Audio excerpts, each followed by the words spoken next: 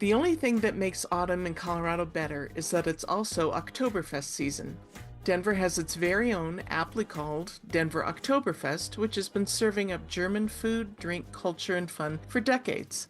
I'm Courtney Drake McDonough, the host of the In Good Taste Denver podcast and publisher of the InGoodTasteDenver.com website.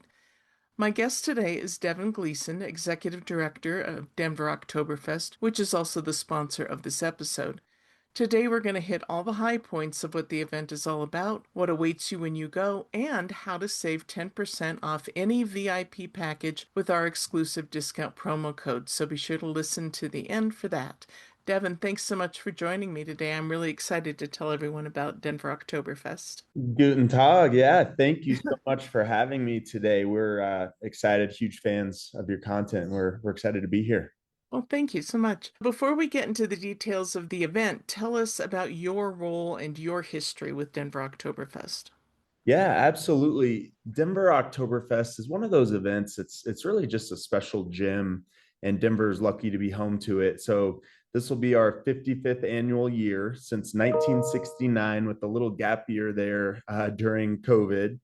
And I've been involved for about 8 years now, and so Denver Oktoberfest started down on Larimer Square, and it quickly outgrew that space, our beloved little Larimer Square in Denver, and moved over to the ballpark district in downtown Denver. And so we're right on 21st and Larimer, but I've been the executive producer for a number of years now, and have done everything from building up our sponsorships to putting on our operations to running the kegs for the event. And so it's been a fun time just watching the event grow and build over my 8 years kind of overseeing it. So Wow, many have. I knew it had been going on a long time, and I'm a Colorado native, and I remember when it was in Larimer Square, but I didn't know it was 55 years. That's amazing. So give us the basics of when and where Denver Oktoberfest is for 2025. yep. Yeah. So we kick off. It's a fun event. It's 2 weekends, the last 2 weekends of September every year. And so this year we start Friday, September 19th, and then it goes that Friday, Saturday, Sunday, and then the weekend following as well. We're right downtown. The center of the festival is 21st and Larimer, right downtown in Denver, and Denver's ballpark neighborhood. And we're a free event open to the public. There are some ticketed options as well, but it's really just right smack dab in the heart of Denver and in the shadow of Coors Field, and the atmosphere down there on that first weekend's a lot of fun, especially with the last Rockies home game and the fireworks show on that first Friday night. And the event pretty much runs all day. So Fridays it's from 2 p.m. to midnight, Saturdays 11 a.m. to midnight, and then Sundays 11 a.m. to 6 p.m. So 2 full weekends of fun and lederhosen and German beer. That sounds great. I know general admission is free, but there's also a VIP level that you can purchase, which we'll get into a little bit. But let's start with what people can see and do if they just come in under that general admission level. Yeah. The event is really what I like to say. It's that traditional Bavarian village combined with the authentic flair of Denver. And it's one of the things that I've kind of leaned into as the producer of the event is we always want it to be authentic with your German beer and German food offerings, which there's plenty of vendors, all German based businesses for the most part that are on our main street that you can go visit and try some, German schnitzel or bratwurst and your giant jumbo pretzels. We've got everything down there. And then we also blend in just the unique attributes of Denver. So we have a lot of local businesses that are Denver based that come down and sell their products that kind of give it that unique Denver flair. The event overall, it's fun to bring kids down. Strollers are welcome, pets are welcome. Bring your dogs or your cat on a leash, whatever it is. It's we welcome everybody down to Denver's ballpark neighborhood, and there's games and activities throughout the day too, which is a lot of fun. So we actually have 3 stages this year, and historically we've only had 2 stages, one with music and one with stein hoisting going on, which is one of our more popular activities, which I can give you the rundown on later. But we added a third entertainment stage this year, so there's lots of programming going on food, drink outside of the VIP offering, which is a totally separate area. But Okay. Let's talk about that. What is different about the VIP experience? yeah, the VIP I would say is, if you're looking for a more exclusive space away from the crowds that we tend to bring for Denver Oktoberfest. The Jägermeister VIP party tent is all inclusive, so it's all you can drink beer and wine. There's a brunch, lunch, and dinner option with snacks throughout the day that are all included, and two ice cold shots of Jägermeister as part of your package as well. And then it comes with your Stein and some other goodies from local neighborhood businesses. But we've got TV screens in there for college football and for the Broncos games on Sunday, tying in that Denver flair. And then we've got a VIP stage as well that has polka music and a little bit of oompa going on throughout the festival. And so really the benefit of that's just it's all inclusive and it's a little bit less crowded than being out on the street. And so, but the nice thing is you can come and go and get the best of both worlds. Okay. And reminder, we'll have a discount code for 10% off those VIP packages at the end. For those who've attended Denver Oktoberfest in the past, and I know you just alluded to the third stage being new, what else might be new this year for people who've been there before? Yeah, some of the events that are beloved is our long dog derby. So we have our wiener dog races on Sunday, and we expanded it to include both Sundays this year. We had just overwhelming demand, so that will be running off of the entertainment stage.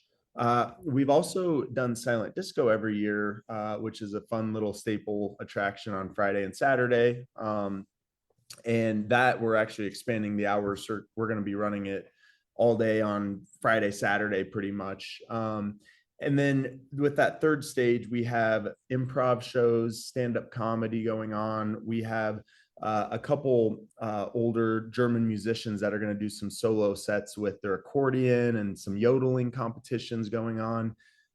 We actually have a talent show that we're doing that has a little bit of a German flair, and that'll be on both Fridays. So all of that's on our website, built out into our schedule. But the entertainment stage really is going to just be this whole mix of really cool attractions and just entertainment throughout the day, so that while you're wandering around, going booth to booth and grabbing a beer or getting a snack, you can kind of come back to that home base to have something to watch and check out. So I have to ask about the silent disco. Is it German music? it's the silent disco. If you haven't done it, it's so fun.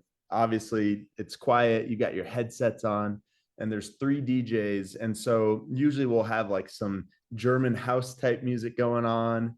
You've got a little bit more of your traditional music from one of our German polka DJs, so he kind of does a little bit of polka DJ, and then you got another one that's just your classic dance along songs. And so you can kind of pick and choose which one you vibe to the best. Okay, fun. Great. Yeah. How would you say Denver Oktoberfest has evolved over the years? Yeah, over the years, really the biggest things that I've done in my 8 years is try to ingrain with the community more and more every year. And so it's grown to be just this monster of an event. We're actually in the running right now with USA Today for top 10 Oktoberfest in the country. So if anyone's wants to get a vote in and help us take that number one spot, it's always appreciated. But with the event this year, downtown Denver established a new government improvement district for Ballpark neighborhood.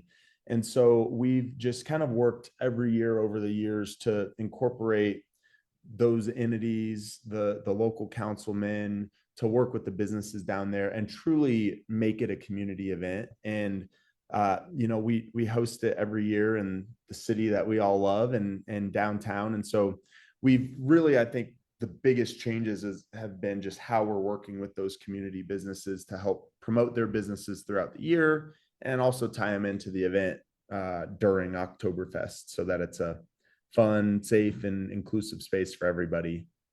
And so, except for the VIP, which I can imagine is kind of enclosed in its own way, is the event as a whole enclosed or?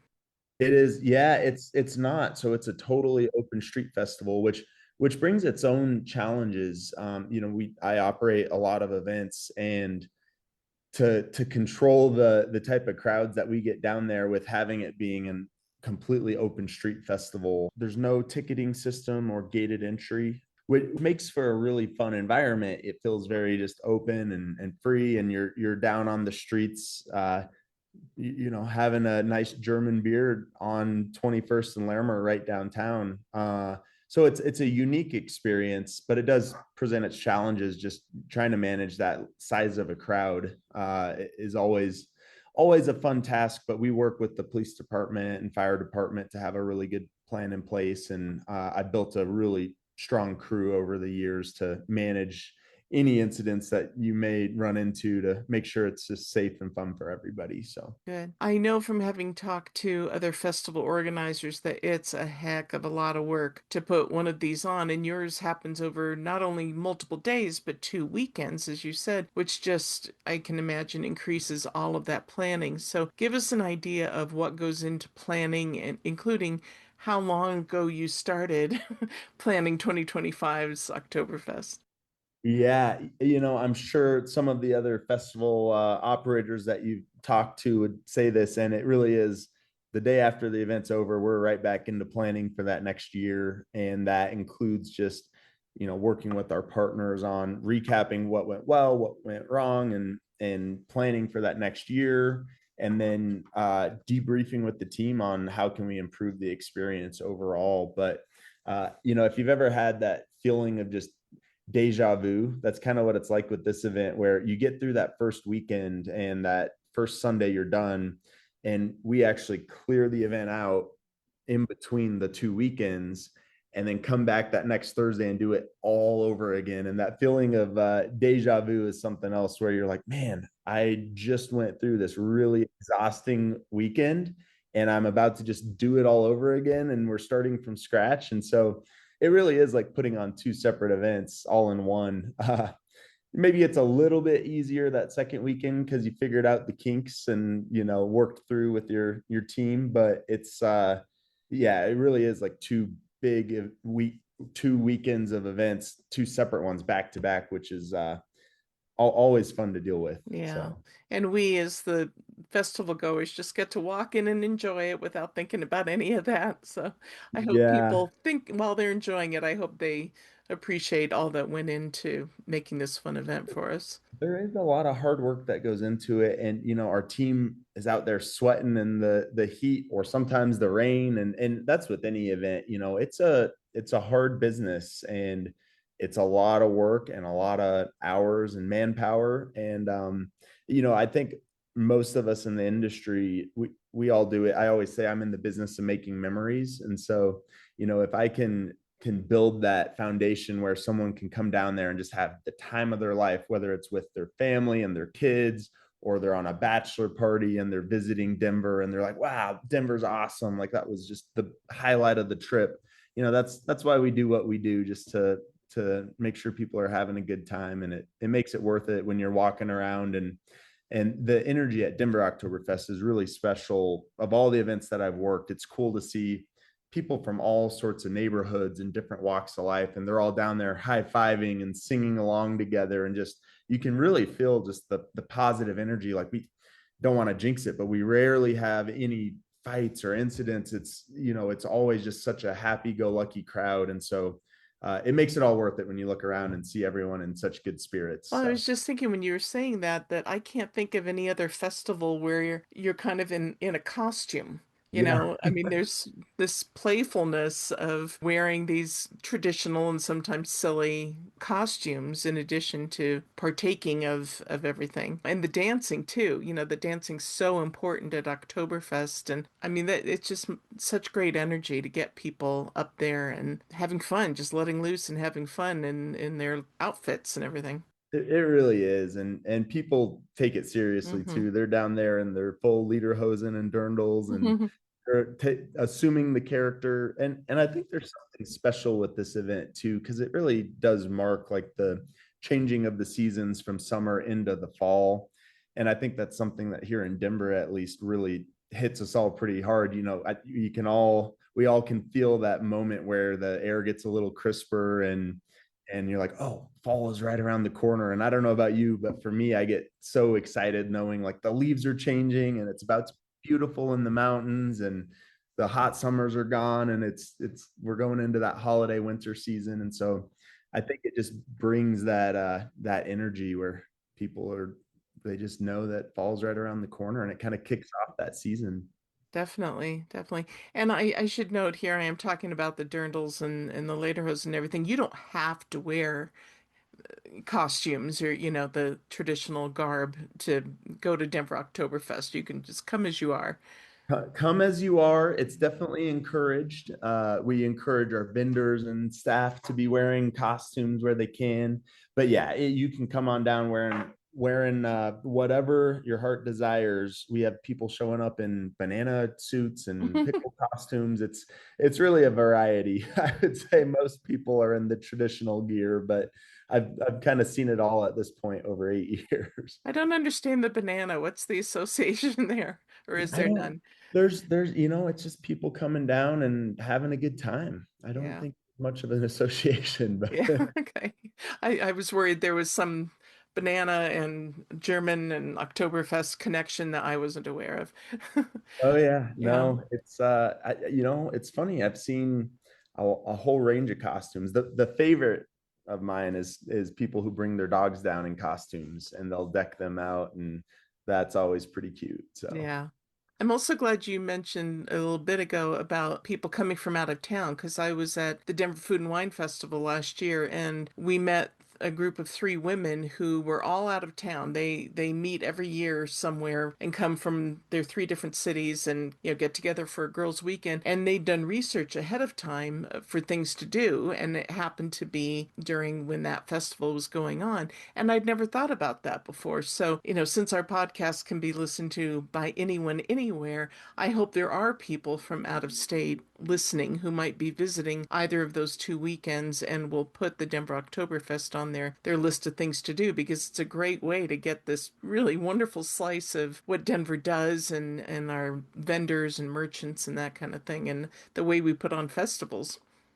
yeah, absolutely. And it's funny, kind of a little known fact that I don't talk about enough, but we actually have all 50 states represented almost every year at this event. Hmm. And so we'll run, we'll collect some survey data, and almost every year I have all 50 states represented. And kind of going back to your point, a lot of people, they're like, oh, I want to make a trip to Denver. Yeah, I've heard it's an awesome place to visit. And they see, oh, there's this event going on. Let's plan it around that and go hit up Denver Oktoberfest, and then we'll go up to the mountains to see the leaves change, Mhm. or go to a Rockies game and then come to Denver Oktoberfest. So it is a pretty cool feature of that event, and yeah, would definitely welcome anyone from any state to come visit and share in our tradition. Well, my next question feeds right into that perfectly. That whenever I go to a festival, I know there are always things I wish I'd known ahead of time that would have made the experience even better.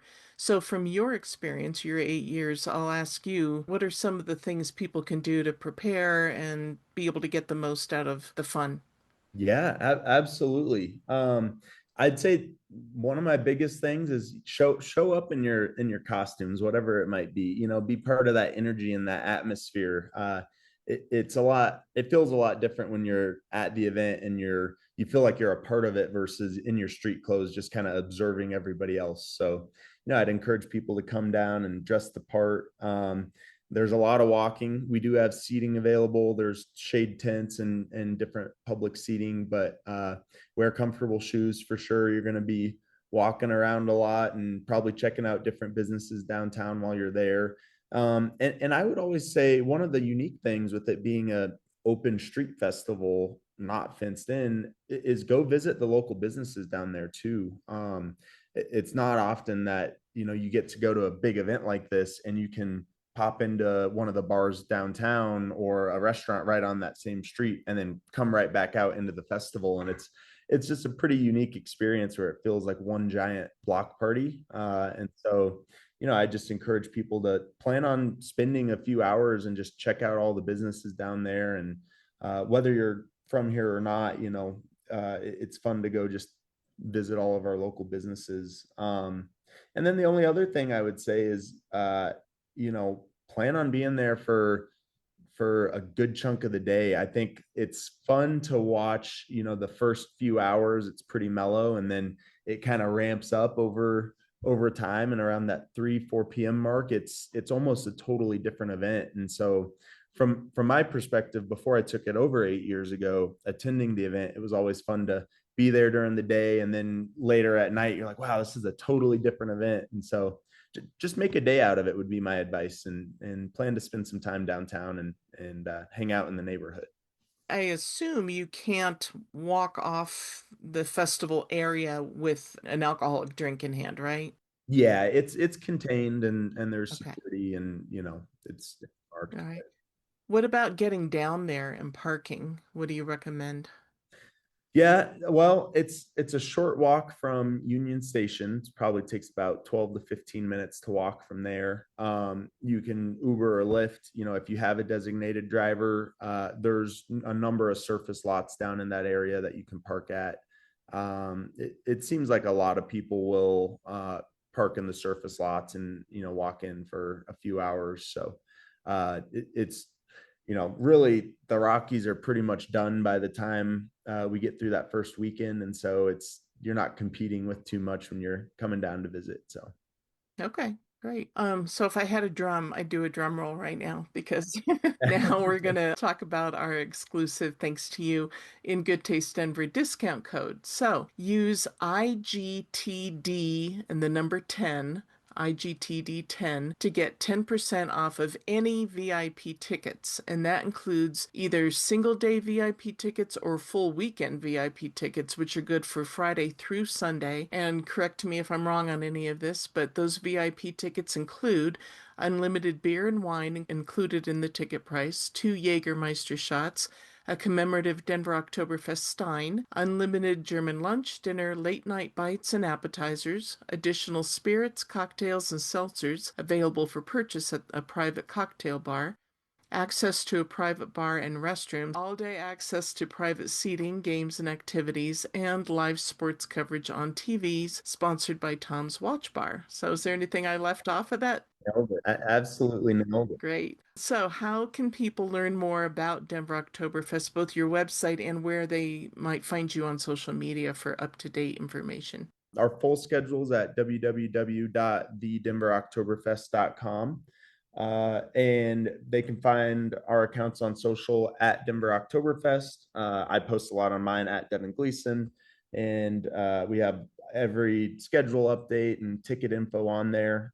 We also have a link to that USA Today Top 10 Oktoberfest poll for people to go and vote for that. And yeah, we just hope to see everyone down there. It's a fun event, and I'm lucky to be a part of it for 8 years, and hopefully 8 out of 55, and hopefully many more. So That's great. So we always have, in conjunction with our podcast, we always do an associated article on ingoodtastedenver.com that will include some additional information about the Oktoberfest, including photos, live links, and that promo code again, which you can use at checkout. And from that article, you'll also be able to listen to the podcast, which is also available on iTunes, Spotify, iHeartRadio, Overcast, YouTube, Amazon, and pretty much anywhere you like to listen to your favorite podcasts. So Devin, I can't wait to go down there. I'm hanging on to summer a little bit, but I'm really excited to enjoy Denver Oktoberfest. And thank you again for being my guest today. thank you, Courtney, for the time, and we'll see you soon.